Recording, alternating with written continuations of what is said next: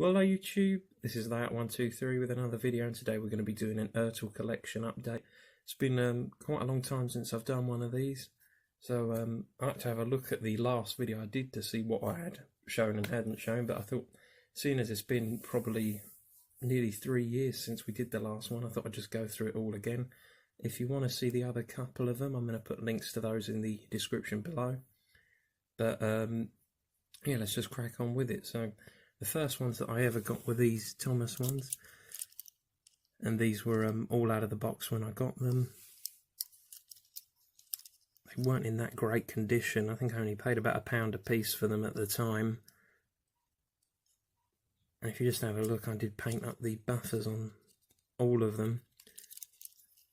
Especially when you look at this one here, you can see on the back there's a lot of paint chipping and there's a lot of misshapen that's going on there.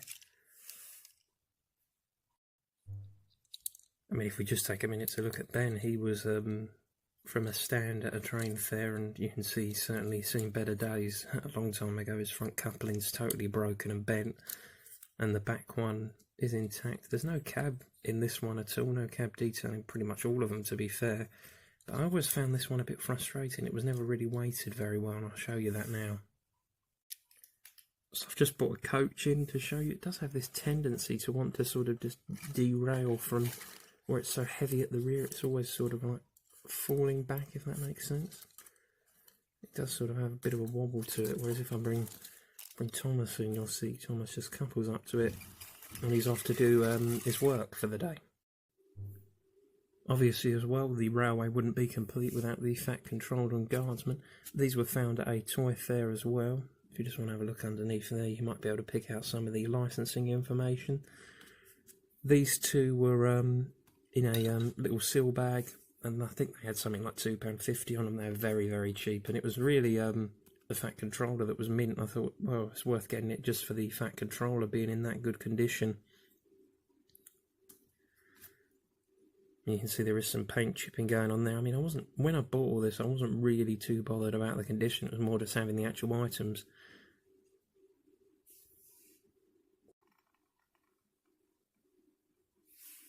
Another great find, this one. This was Harold the Helicopter, who come from a charity shop near where I live. As you can see, his face is a little bit chipped.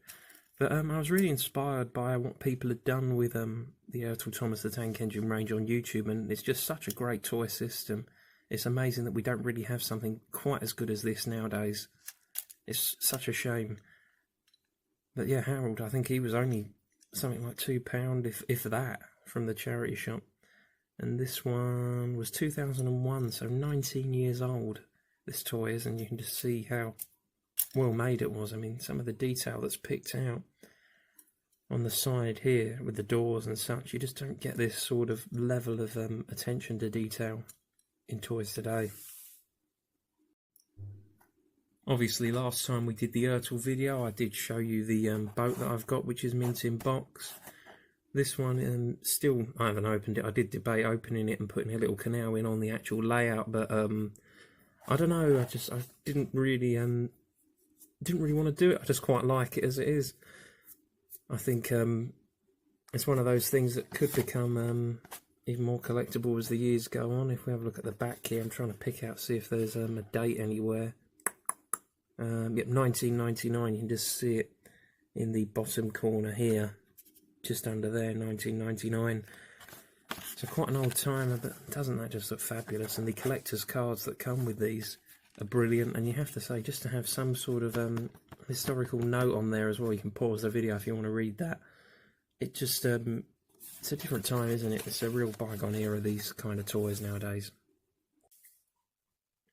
Now these two I have shown you before, which is Bill and Trevor the Traction Engine, both originally mint in box. One is slightly opening, but from what I can see, from what I've heard on the internet, there's this seal of glue, and you can tell if it's original by the way the seal of glue looks. And I don't know if you can kind of see that on there, but there is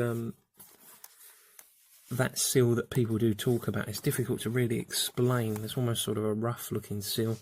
If you turn it over onto the back, you can see there's loads and loads of information about different characters that are available. A bit plain, but still alright, to be honest with you. I mean, I think the front packaging is still very, very nice.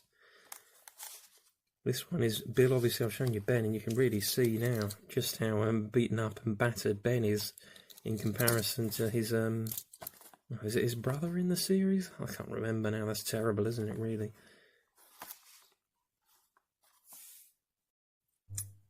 And then obviously we've got Trevor, the traction engine. I do have one of these out of the box somewhere. I cannot find it anywhere. I've been looking for it for ages to try and bring it in to show you a video of it out of the box and actually show you some of the finer detail up close. It's difficult to do that when it's in the packaging. But yeah, another great to find at a toy fair. I think these cost me about £5 each, something like that, and they were well worth that, I can assure you. Now we come on to 3 pieces that we haven't actually featured yet on the channel. This one is Lord Harry. I have no idea who Lord Harry is. I don't remember him in the series, and perhaps you can tell me down below. Why does he look so sad? What is that sort of sad, angry kind of looking face about? I don't understand that. If we have a look as well at the face on this one, the face in the box is really smiley, really quite happy looking. I don't really understand what is going on there. On the back, there's a face on the other end as well of Harry. I know he's a narrow gauge engine, but I just don't understand what's going on with that face. It's very, very strange. Nice livery on this one, nice purple looking livery. A nice amount of detailing as well. I mean, look at the painted detail on this one. These are the sort of things that just don't get picked out on modern day toys. And even when you might be able to see just on the top, there's loads of little bits of detail that have been picked out. There's some real quality about this one. If we turn it over onto the back, there is some information about the engine, but I still just I don't really remember him in any of it at all. If you can, then please tell me. 1997, so the best part of 21 years old, and as you can see, unpunched. That's certainly something you wouldn't see very often, so that was another great find, definitely well worth the money. So now we come over to the Sodor soft side truck, bit of a tongue twister. I think they just put this one in really to make up the numbers of the series. I don't think there was anything too serious about this per se, but what I have noticed with the Ertl, and I've been looking around at a lot of Ertl and what people have said online, and I've actually noticed this myself when I've been to train fairs and collectors fairs, is that you'll often see like trucks in the Ertl range and cars, like the Fat Controller's car was the same as Garfield's car, which was then also used as Noddy's car, so you just do get a lot of crossover pieces. It's still quite nice. It's all just sort of one blob, isn't it? There's no real detail on this one or anything too much, but it is still quite a nice piece. Obviously it's just a very generic vehicle. We get a bit of information about the soft side truck again and stuff like that. This one was 1999, so still well within the series, and obviously with all of these you get the cut off mark and the collector's card that then you can use or keep even just for many years to come. This one a little bit battered in the corners just on the box, but yeah, another interesting piece.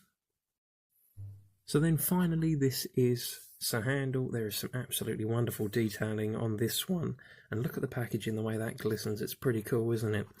Just looking at the front of this one, you can see that it probably was a narrow gauge engine. I'm not sure if that does say that on the back. Yep, narrow gauge engine. Should have probably read that before we started all this, but oh well, let's just do it all as we go.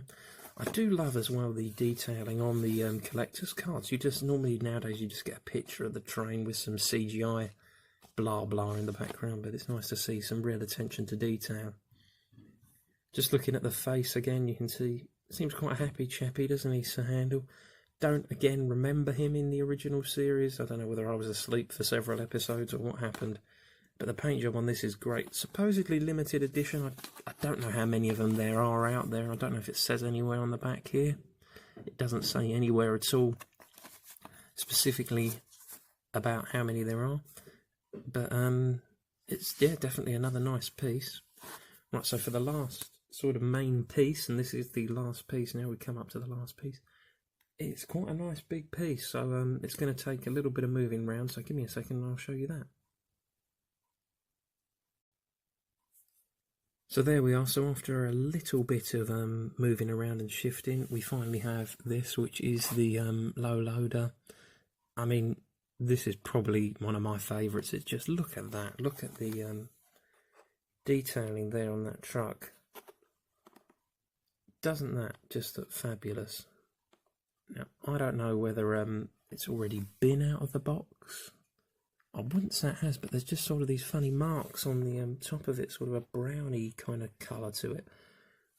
Almost like a weathering sort of look to it. Whether that's done intentionally or what the idea is, because there's nothing on the actual van, it's just on the trailer. But yeah, this is certainly some of the finest in the Ertl range. Nice big piece. I can't remember how much I paid for this one. They're all bought from the same seller. And I don't know whether this is some sort of crossover point. We don't have any kind of link to anything else. You know, normally with the others we've had, say, what the other characters are in the range or something, but there's been nothing on the back of this one that links it back to the range. All you can see is the date there, 2001. So maybe this was the crossover period. I don't know. We've got Ghislaine written in big letters across the bottom there in the corner, and then you've got Ertl in the other corner. I just don't really with these this style of packaging, I just don't think it does as much for me as this. I think this is sort of the golden era of Ertl for me. This kind of packaging where we have the Thomas & Friends logo, some nice little writing about what the product is, and this lovely collector's card. I mean, it's almost a bit of a sort of devolve, really. When you look at this, I just don't really, it just doesn't, if you saw that hanging up on a peg in a shop, I just don't think it has the same impact as the others do. And just very, very quickly, I'll just throw this on the end of this video. These are the Golden Bear Thomas the Tank Engine toys, which I have at the moment. So we've got Thomas. We've already shown these in another video, so I don't want to spend too much time on this. And there's Henry. And I did find this. I knew I had it somewhere. This is George. I don't remember George. If you can remember George, then comment down below and tell us who he was and what he did. But I don't remember him at all. He's got a very sort of clicky wheel system. That may be bringing back some very happy memories for somebody. I don't remember George at all, unfortunately. But you have to say this, the Golden Bear Squeak. And Thomas doesn't have it, which is strange. Henry has it. Very, very interesting. I'm not sure what that's all about. And that is pretty much it for today then, guys. So just a quick update on some of the Ertl bits that I've managed to collect over the last couple of years. I hope you enjoyed this video. If you did, then leave a like down below, leave a comment, and subscribe. I do the odd Thomas video here and there. I mean, the channel is primarily about the layout and the progression of the layout and running sessions, but every now and then I'll throw one of these videos in, and it's just a bit of fun. So thank you very much for watching, everybody, and we'll see you all on the next video. And comment down below if you'd like to see another Thomas's Nightmare style video.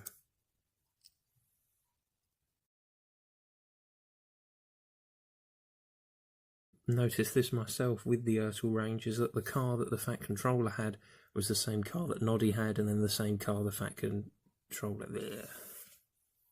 On this one's 1999 as well, so 19 odd years old again, but sorry, 21. Yeah.